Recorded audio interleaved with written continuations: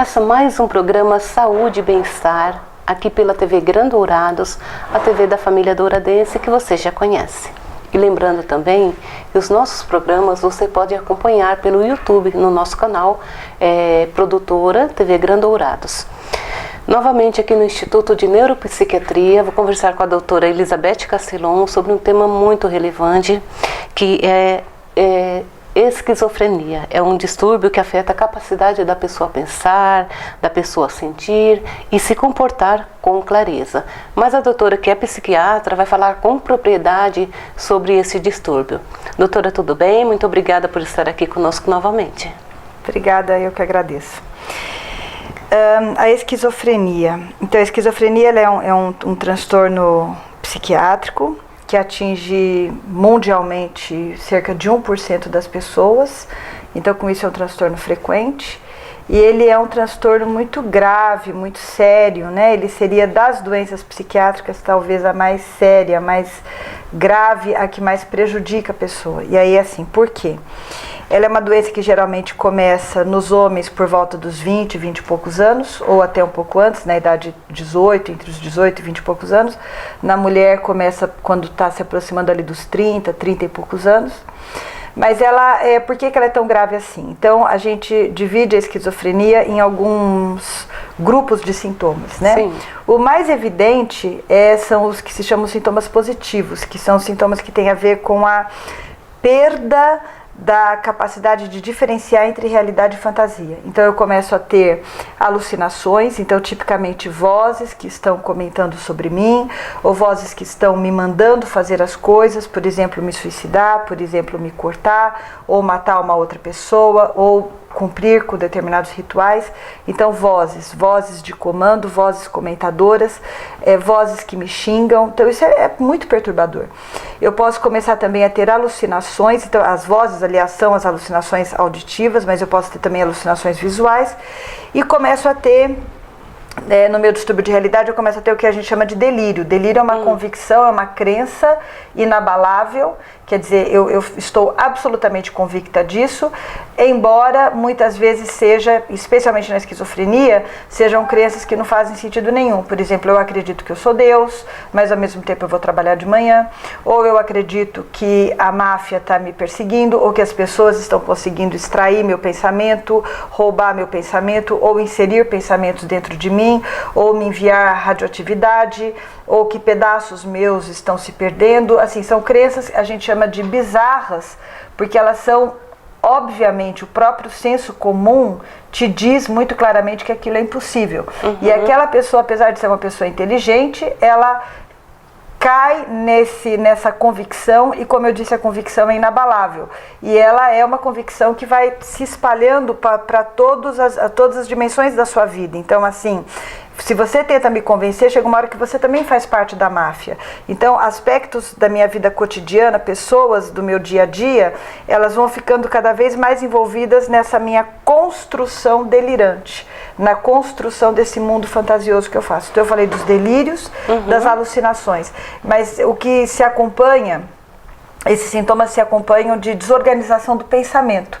Então, muitas vezes o meu pensamento, que ele em geral, eu tenho um pensamento lógico, coerente, ou seja, uma coisa é consequência da outra, eu consigo estabelecer relações de causa e efeito, eu consigo descrever uma situação ali no seu contexto, antes e depois. A pessoa vai perdendo tudo isso. Então ela pode ter uma fala, a gente chama às vezes de tangencialidade. Por exemplo, você me pergunta, hoje você comeu bem? E aí eu respondo, as comidas podem estar todas envenenadas. Quer dizer, eu toquei no assunto, mas eu saí pela tangencial com uma coisa que não tem muita lógica, não faz sentido, né? Ou a circunstancialidade, até eu desorganizar tanto meu pensamento que eu posso ter uma fala totalmente incoerente, o que se chama de salada de palavras. Então você não consegue entender absolutamente nada do que eu estou falando, né? Então, assim, repetindo, é um transtorno que altamente incapacitante, associado a muito sofrimento e a riscos. Risco de vida, risco para terceiros. Esses seriam os sintomas positivos, a desorganização do pensamento e também do comportamento. Então eu falei positivos? positivos no sentido de que são coisas que a pessoa tem e não as coisas que ela deixa de ter. Certo. Então, positivo não no sentido de ser uma coisa boa, mas no sentido de ser aquilo que ela apresenta. Certo. Então, alucinações, delírios, desorganização do pensamento e do comportamento. Comportamento bizarro. Eu começo a me vestir como se eu fosse santa, ou eu começo a me vestir como a Virgem Maria, ou eu começo a ter um comportamento de você chega aqui, eu sento no chão e começo a beijar seu pé, ou eu saio correndo e me escondo, um comportamento bizarro. Doutora, eu vou te interromper até para ilustrar bem o que você está falando. Quando eu morava em São Paulo, eu trabalhava num banco e tinha uma moça que trabalhava comigo e falava que o irmão tinha esse distúrbio, né? E ela se preocupava porque ele falava que ele estava namorando com a Sandy, né? Aquela Sandy da dupla Sandy Júnior, e que ele já estava com o casamento marcado e que ele ia casar com ela. Isso daí pode ser esquizofrenia ou pode ser também o transtorno delirante. Aí eu posso até depois retomar. Quando a gente fala... as crenças delirantes, que são crenças irreais e das quais eu estou plenamente convicta, elas podem aparecer na esquizofrenia, são típicas da esquizofrenia, mas elas podem aparecer também em outras doenças, vamos dizer assim, mais leves, e que por isso são chamadas espectro da esquizofrenia. Então existem doenças parecidas, transtorno esquizofreniforme, episódio psicótico breve, transtorno delirante, transtorno esquizoafetivo, que guardam alguns sintomas em comum com a esquizofrenia, mas que não são a esquizofrenia em si.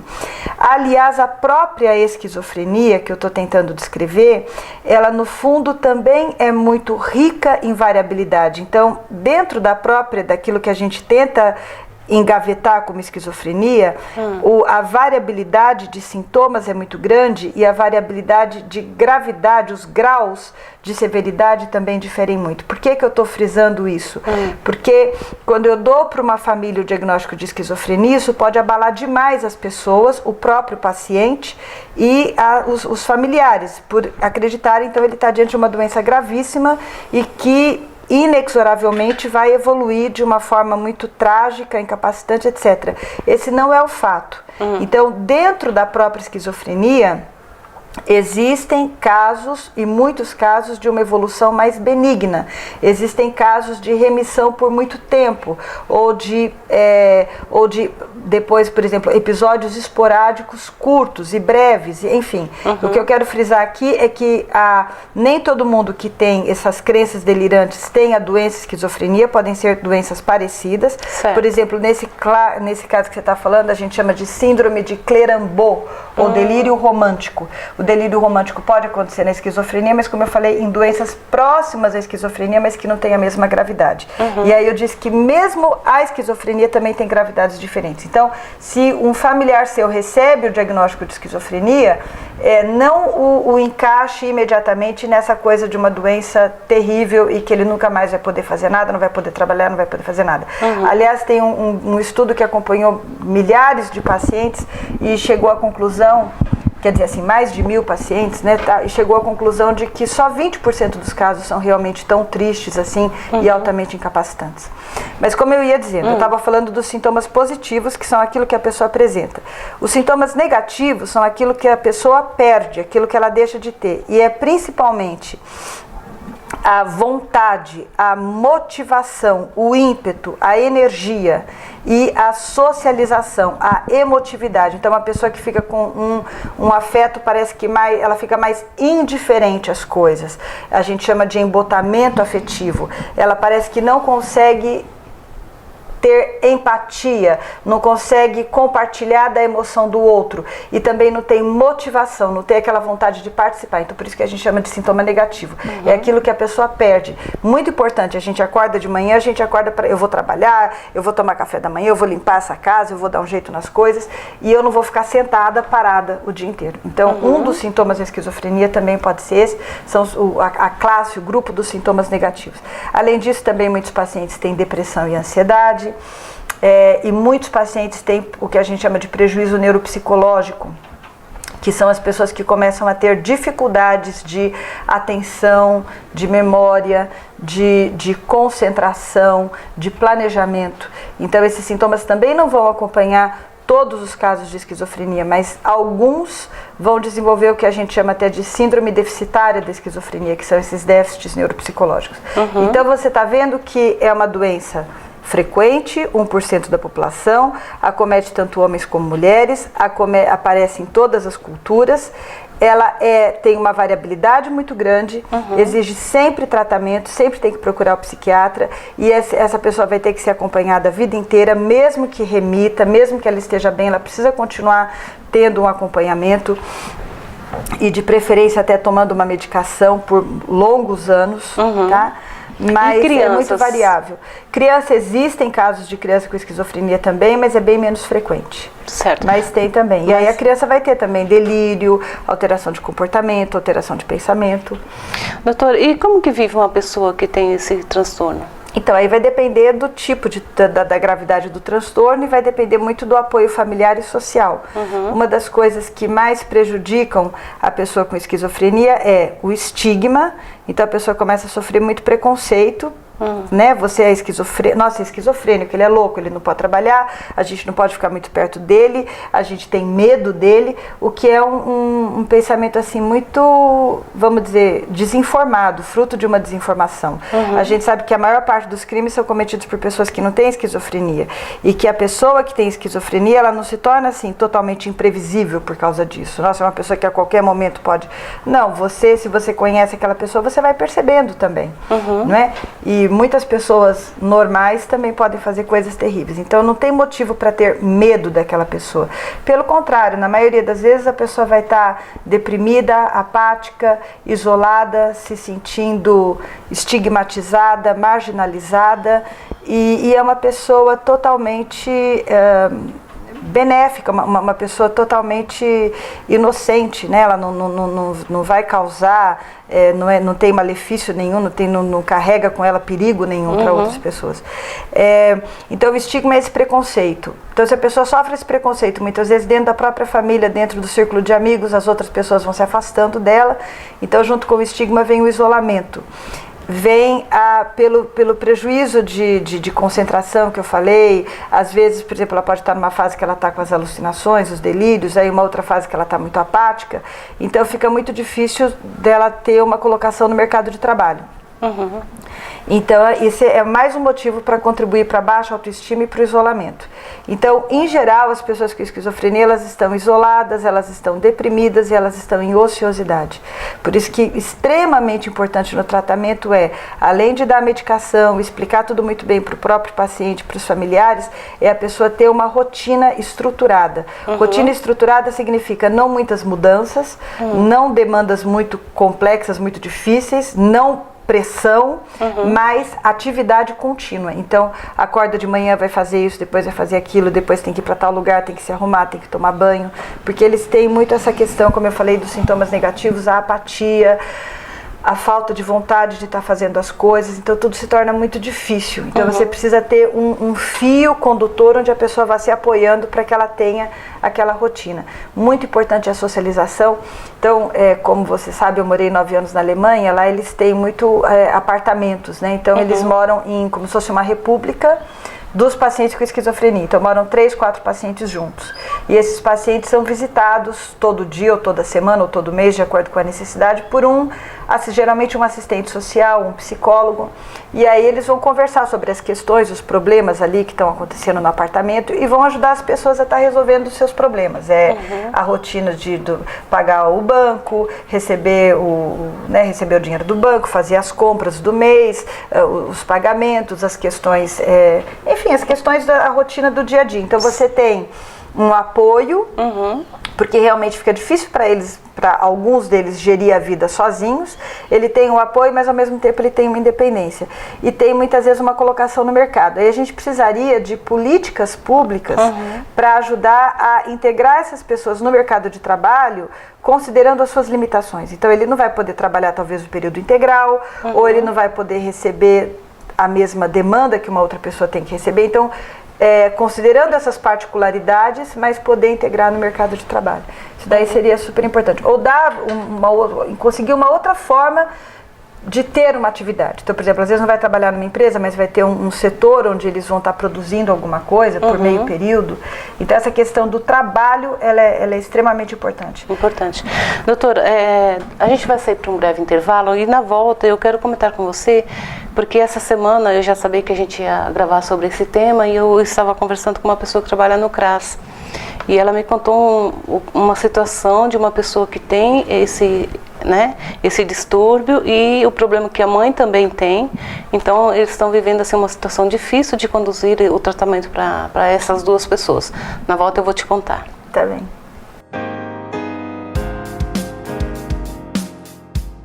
Em 5 segundos, você vai conhecer o potencial do seu cérebro. Aos 17 anos, ela foi aprovada em 9 vestibulares federais. Você sabe a diferença deste cérebro para o seu? Treino. Supera. Ginástica para o cérebro. Treine seu cérebro. Vá mais longe. Faça uma aula grátis.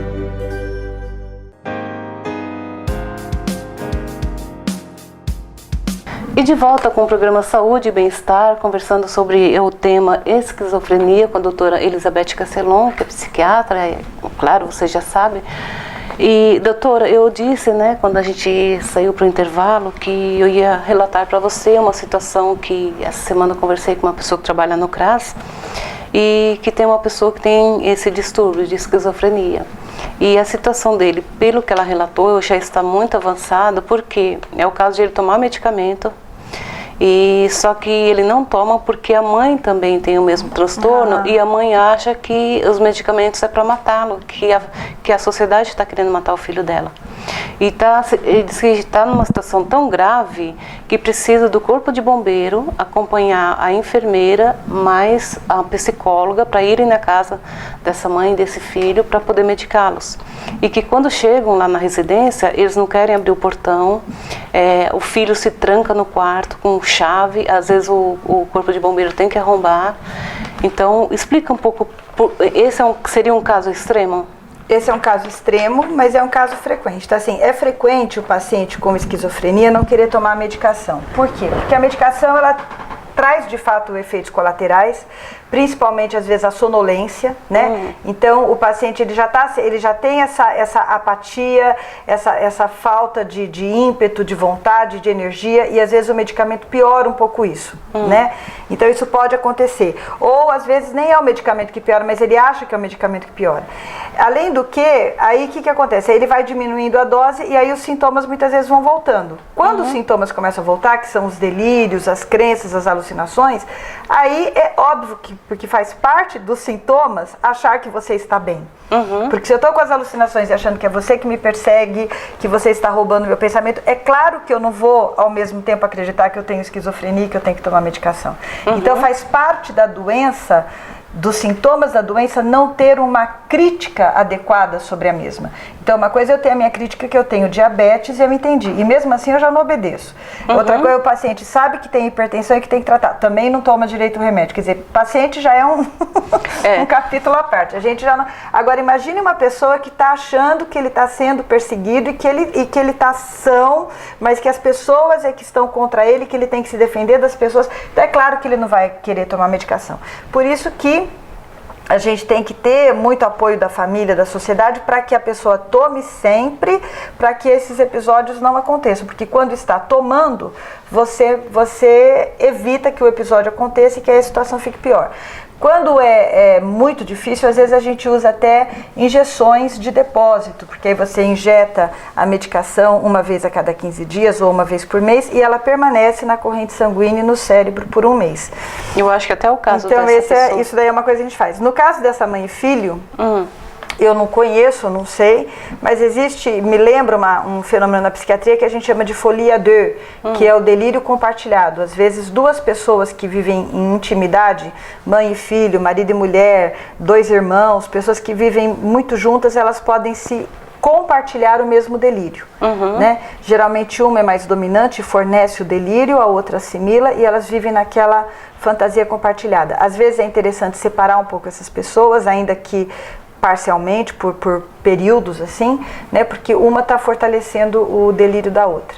E a pessoa que tem esse distúrbio, ela por si própria, ela consegue saber que ela está tendo Não, faz distúrbio? parte do problema você justamente achar que você não tem o problema. E na verdade, né? então... Agora o que você está me perguntando é assim, quando você trata com a medicação, e aí eu saio do delírio, então eu descobri, aí com o remédio, passaram-se alguns dias, semanas, eu começo a perceber que de fato eu não sou Deus, eu não sou enviada de Deus, não eram as pessoas que estavam me perseguindo.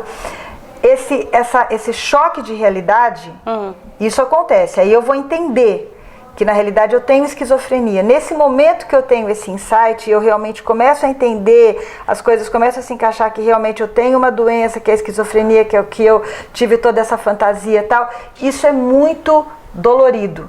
E isso pode fazer com que a pessoa caia numa depressão muito grande e até mesmo o risco de suicídio aumenta. Então, principalmente após o primeiro episódio, o paciente tem que ser muito bem apoiado, supervisionado, acompanhado, porque o risco de suicídio é grande. Né? Então, assim, existem fases da esquizofrenia onde você saca. Tá, então eu entendi, tá, era tudo uma fantasia minha. Mas isso também não é uma fase muito boa, porque é acompanhado dessa depressão. Mas aí você vai parando, você vai achando que você melhorou, aí você vai parando o remédio, e aí os delírios começam a voltar lentamente ou rapidamente. Certo, doutora. E a esquizofrenia, ela pode causar outras doenças? Pode vir acompanhada de outras doenças? Tem algumas coisas assim. Então, uma coisa eu falei que é a depressão, que é muito comum, mas também a ansiedade, que é o medo, aquela apreensão, aquela expectativa negativa, isso também é bem comum, então depressão e ansiedade. Os pacientes com esquizofrenia como eles têm uma vida muito sedentária, então eles têm risco muito também assim de obesidade e consequentemente diabetes, hipertensão, que é a síndrome metabólica, então diabetes, hipertensão, dislipidemia e obesidade. Alguns remédios, inclusive, predispõem mais ainda a isso, assim, aumentam esse perfil metabólico, potencializam. Mas, independentemente dos remédios, pela própria doença, essa coisa de ficar muito sentado, parado. E o que eu queria destacar bastante também é abuso de substâncias. Então, isso é extremissimamente comum. Então, 90% dos pacientes com esquizofrenia usam cigarro, usam tabaco, são tabagistas. 40%, cerca de 30%, 40% usam álcool, maconha, cocaína. Então, esse é um problema bem sério também. Por quê? O cigarro é um problema sério pelos problemas que ele causa, porque se ele já está sedentário, já está obeso, já está com risco cardiovascular, a gente sabe que o cigarro aumenta também o risco de infarto, de AVC, etc. E os outros, por exemplo, álcool, maconha e cocaína, porque eles pioram toda a questão cognitiva, a questão cerebral. Por exemplo, a cocaína, a gente sabe que muitos surtos psicóticos podem ser desencadeados pela cocaína. Mas também o uso da maconha aumenta de 2 a 3 vezes o risco de desenvolver esquizofrenia. Então a gente sabe assim que provavelmente são pessoas já predispostas geneticamente. Mas acontece que você não sabe se você é predisposto geneticamente. Você pode ser predisposto e não ter nenhum caso da família, mas você tem genes de predisposição da sua mãe e do seu pai que, quando juntos em você, vão te predispor. Então a maconha aumenta em 2 a 3 vezes o risco, a cocaína e crack aumentam ainda muito mais. O álcool também está associado a alucinações, também está associado a delírios. Então, assim, e essa correlação da esquizofrenia com esse abuso de substância, ela não está muito clara. Então, uma hipótese é a de que talvez a pessoa use para se automedicar. Porque ele fica muito ansioso, ou ele fica muito apático, ou ele fica muito deprimido, ele acaba usando essas drogas para se automedicar. A outra hipótese é que ele não tinha nada e a droga que deixou ele doente. Então, a outra hipótese é que os próprios genes que te predispõem à esquizofrenia são os mesmos genes que te predispõem à adição, porque você tem uma mudança no circuito de recompensa. Então você tem uma predisposição também a se tornar dependente dessas substâncias, se tornar dependente das coisas, a viciar nas coisas. Então essa relação não está muito clara, mas de qualquer forma é uma combinação infeliz, porque uma coisa acaba prejudicando a outra. Né, essa coisa da adição. E aí eu volto a dizer, eu acho que o principal da esquizofrenia definir, se eu tivesse como mensagem assim para passar. Primeiro, não se assuste tanto assim com o diagnóstico. Pode ser realmente que tenha uma evolução mais difícil, mas pode ter também uma evolução bem favorável. Eu tenho aqui vários pacientes que tiveram surtos psicóticos e que foi difícil, tal, e que agora estão bem, estão estudando, estão muito bem. Terceiro, o apoio familiar é o que faz toda a diferença. Então tem que ter o apoio familiar, a família tem que ser uma família equilibrada e que entenda o problema e que estimule a tomar a medicação do jeito certinho, né? Quarto, a rotina, a socialização, ele tem um lugar onde ele possa ir. Então ele tem que sair de casa, tem que se arrumar, tem que tomar banho, e aí ele vai para tal lugar e vai fazer tal coisa. Não pode ter muita pressão, mas tem que estar fazendo isso daí. Então, socialização, rotina, aceitação pela sociedade, pela família, círculo de amigos, uma família estável que entenda que o paciente vai ter que tomar medicação e por anos. Então tudo isso ajuda muito. Então, tendo tudo isso, eu tenho vários casos aqui onde as pessoas estão felizes. Elas são pessoas felizes. Porque estão com o distúrbio controlado. Estão com o distúrbio controlado. Tá? Esse distúrbio tem cura, doutora? Não. Cura não, mas ele tem evoluções muito diversas, como eu falei. Então eu posso ter, eu me lembro de na Alemanha tinha uma paciente, a Frau Fitztum, lembro até do nome dela.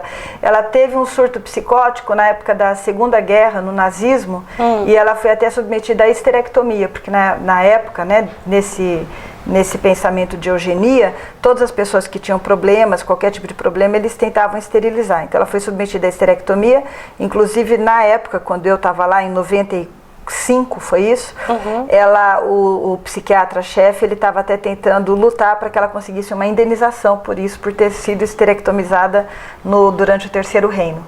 E ela passou 40, 50 anos lá muito bem, e depois ela voltou a ouvir vozes, estava morando sozinha, ouviu vozes e se cortou toda. Ela cortou aqui, porque as vozes falaram para ela se cortar. Mas quer dizer, mas no fundo foi uma evolução positiva, porque ela ficou 40, 50 anos muito bem. Depois eu não me lembro exatamente o que aconteceu, o que causou, que precipitou esse novo surto psicótico.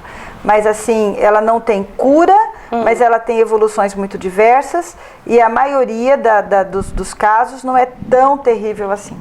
E na verdade, pelo que você comentou, a pessoa tem que estar sempre fazendo acompanhamento. Sempre acompanhamento psiquiátrico, sempre tomando medicação. Aí eu vou falar também essa questão da medicação. Quando você toma a medicação, e esse movimento antipsiquiatria, anti-hospital, que não é para internar, que os manicômios terríveis, etc., tudo isso precisa ser visto com cautela, porque tem muitos discursos que são meio nada a ver. O que possibilitou que as pessoas saíssem do manicômio e que as pessoas começassem a tentar trabalhar um pouco, ou se engajassem em arte terapia, musicoterapia, tudo isso que eu acho maravilhoso, socialização, laborterapia, que é a terapia pelo trabalho, o que possibilitou tudo isso foi o remédio. Então os neurolépticos, a gente não pode falar mal deles, com todos os defeitos que eles possam ter, foram eles que possibilitaram a saída do paciente dessa situação terrível, onde ele está totalmente amedrontado, agressivo, desorganizado, não consegue pensar nada coerentemente. Foi a medicação. Então, eu não posso falar que eu vou pegar o paciente e não vou dar remédio nenhum para ele e eu vou ficar tratando as energias e pintura e não sei o que. Não, é com a medicação que eu tiro o paciente dessa situação terrível de sofrimento para si mesmo e para a família, e aí eu o coloco em todas essas terapias que são excelentes, que são maravilhosas e que eu, obviamente, que favoreço. Agora, as pessoas desinformadas é que tem esse discurso assim, contra, então confunde um pouco essa questão de medicação, de hospitalização. Aliás, hospitalização também não está errado. Tem casos onde você precisa tirar a pessoa daquele ambiente. Certo. O problema é que muitos hospitais, tradicionalmente ao longo dos séculos, como não havia tratamento, eles eram apenas formas de trancar a pessoa, de confinar. Eles eram lugares de confinamento e, obviamente, também até mesmo de tortura, de maus tratos, de tudo que é ruim. E ainda existem traços disso hoje. Mas você hospitalizar uma pessoa numa clínica de reabilitação, onde ela vai ter várias atividades, onde ela vai ter terapias, onde ela vai sair um pouco da pressão da família, do ambiente, e vai poder ser treinada e se reestruturar, isso está certo. Então, assim, acabar com os hospitais hospitais foi uma catástrofe também para o nosso sistema de saúde na psiquiatria.